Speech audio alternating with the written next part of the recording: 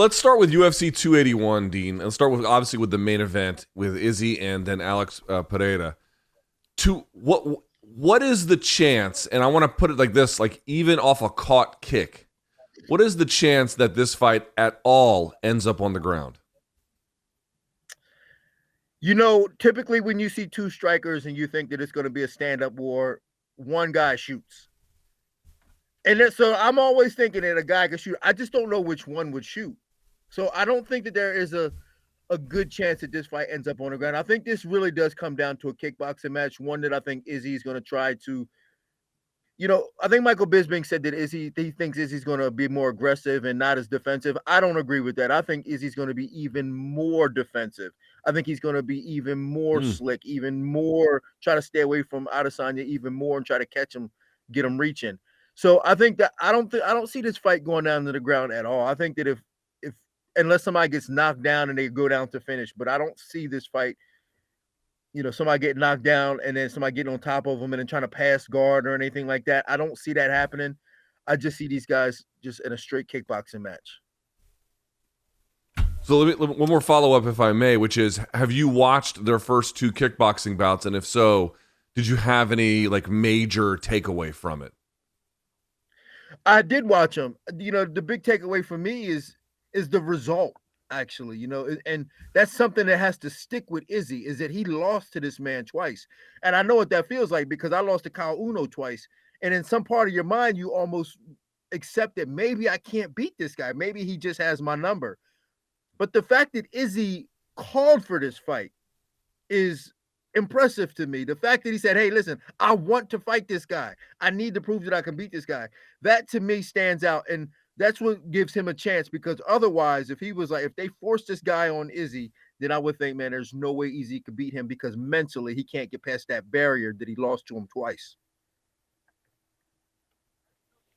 Well, Dean, there's no shortage in this matchup of prestige. It's Madison Square Garden. I mean, that still matters to me as a Connecticut kid. That building, and especially since UFC started coming to it in 2016, it's just been magic. But when you look at this matchup particularly, I focus on what we don't know about Alex Pereira that makes this so exciting. He's 6-1 in MMA. He's knocked out the guys that you would need to get to this point, but there's still that large gap of, has he fully adjusted to this sport? When you look at this matchup in your heart of hearts, maybe separate from Robert Whittaker, who's a former champion and as good as it gets, could this be on paper legitimately the toughest matchup of Israel Adesanya's middleweight reign up to this point? I absolutely think it is, just stylistically. One, like I said before, the fact that he's beaten this man twice mentally, that has to weigh on Izzy somewhere deep inside his mind. Like, he may be able to hide it a little bit, but I think somewhere deep in there, it still lives. Almost like Oliveira. We called him a quitter before, and then we said, no, he's not a quitter. Look what he did to Gaethje and Poirier. But then we found out last week, he's still a quitter. He tapped really quick. I think the same thing may exist in Izzy. He's got to have something in the back of his mind that's saying, man, I don't know if I can beat this guy. So I do think this is his toughest challenge, because we haven't seen any elements of Izzy diversifying his game to deal with a guy like Pereira. I mean, he's stylistically, I don't think it's a great matchup for Izzy. So Dean, in the second fight between them, here's what I noticed at least a little bit. There was obviously Izzy switches stances a lot, and Pereira's a little bit more, I won't say basic, but sticks to the fundamentals a little bit more. He doesn't have that flashy kind of style all over the place. On the one hand, when he was southpaw and he could win or at least, duel with the lead hands, right? That seemed to put him in a safe place, but then he got some of his best work done in orthodox with the rights over the top. What actually would be, if you're saying that Izzy's going to be defensive, and I have no reason to necessarily disagree, do you think that will impact what kind of stance he stays in? I think he'll switch no matter what, but do you think this time he'll rely more on southpaw with the lead hand he can control? I don't know if he's going to rely on that, because even though he can control that lead hand, I do think that the way Pereira stands, he stands kind of square, that having control of that lead hand may not even be all that much of an advantage. If Pereira, was really linear, then it really plays a factor. But if he stands a little bit more square, I don't see that controlling that lead hand as being that big of a factor for him to make that much of an impact and change the course of the fight. I think that what's really going to affect Izzy and really help him out and be influential is his movement. He's going to have to move a lot. And I think he's going to have to stick and move and stay focused and have fun out there. And it sounds weird, but he's going to have fun. Okay, but help me understand why controlling the lead left hand wouldn't be beneficial with a square stance. I mean, here's why I bring it up. At a bare minimum, it always lets you know where that left hook is going to be when you're at range, right? So why wouldn't it be beneficial given how Pereira stands? Well, because if he's standing square, now if he's just controlling that hand, he still has 3 other limbs that he has to deal with, his 2 legs and the other hand.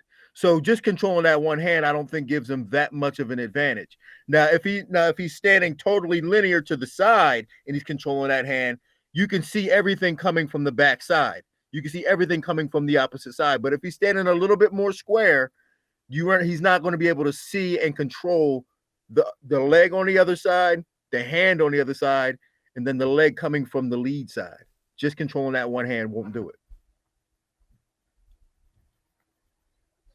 Dean, when you look at Adesanya's current reputation in the fans' eyes, right? On one hand, he's arguably the pound-for-pound best in this game, and this middleweight reign has been nothing if not historic. But, the fans want blood and knockouts and all those things that you could potentially get in the Dana White Slap Fight League coming up. So, tune in. But it's unfair in theory because what Izzy's doing is great. I've long said here, look, if someone's going to make him fight like, let's say, Kelvin Gastelum made Izzy fight at UFC 236, it might be Pereira. It's not just the history between them having knocked out Izzy. It's just that threatening style of coming on.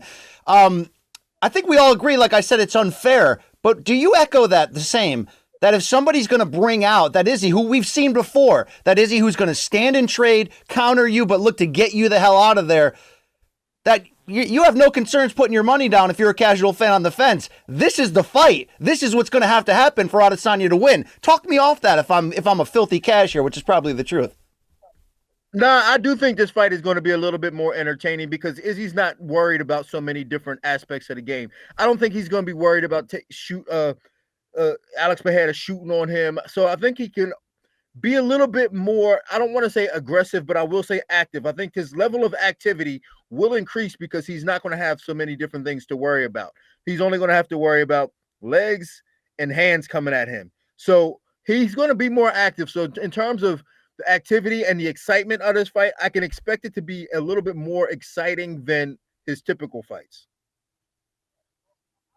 All right. Well, on that note of what we don't know yet about Pereira, I'll butcher anyone's name. Din Thomas. I'll butcher your name too, sir. Yeah, what we don't know about Pereira at this point, what concerns you the most as an admirer of what Alex has done in the short window of MMA up to this point that has the best chance to potentially get exposed over 5 rounds against Adesanya?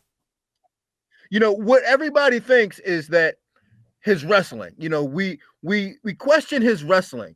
Now, Adesanya is not the guy who may expose it. You never know. Maybe he has been. Maybe he's been putting on a singlet and working on his wrestling for a while. However, that's not what concerns me because he's been training with Glover Teixeira and Wellington Thurman for the last couple of years. And you can only imagine that he's had a heavy grappling influence on his style and being able to deal with that. What concerns me is how he deals with 5 rounds of getting hit with those small gloves and a sharpshooter like Izzy. Izzy is a sharpshooter. And if he starts touching you and making you look bad and embarrassing you, how does he deal with that in a place like Madison Square Garden? And that can be a lot on a person. That could be a lot. Like, he has a lot of combat experience, but fighting in Madison Square Garden, like you said, is the Mecca. That is the place where the fight gods live. So when he's getting embarrassed in there and the crowd's going crazy, how does he deal with that? Dean, in terms of any changes to the style between how Pereira kickboxed and how he strikes in MMA, are there any to your mind, real big noticeable differences? Luckily he hasn't been fighting too many grapplers, right? Guys who've been looking to take him down. So I don't think he had to make many adjustments to his stance when he's in fights. He still stands pretty tall. He still strikes very loose and fluid until it's time to put the shot out that he wants. I don't think it's changed too much. I don't think he's had to worry about that. And I spent some time with him. I did a Dean Diaries on him, and it's coming out next week. So if there's a plug, that's my plug. But he is extremely focused on his craft, and he's extremely measured. He likes to do things like shoot arrows because of the accuracy and the focus that it takes to do that. And he says it reminds him of a fight. I think he approaches everything the same way, and that is with complete focus and intent and concentration. So that's, I think those are the important things. Well, that was sort of my follow-up there, which is that when everyone talks about Pereira's game, it's always like, oh, he's got big power in that left hook. He's got big power, which of course is true. He really does. He has big power. But that seems to me like to miss what actually makes his game special. So tell me, Dean, beyond just the power, what makes his game so special? Again, you know what? Excuse me. We oftentimes see what we see and then attribute it to what we see. And you're right. I don't think it's his power. I think he's big boned. He's got heavy bone structure, which helps in punching power. But I think it is his focus and his ability to hit the target where on the spot. Like he's always looking where he wants to hit. And that's the difference. Almost like a good pitcher. A good pitcher will put that ball exactly where he wants to. And I think that's what he does so well. And he doesn't distract himself with a lot of movement and stance switches. So he stands there, he looks at what the target that he wants to hit, and then he hits you with that big club of a fist that he has. And I don't think that he puts any effort or power into it. It's just he's so accurate and he's so determined to hit you exactly on the spot that he wants to hit you.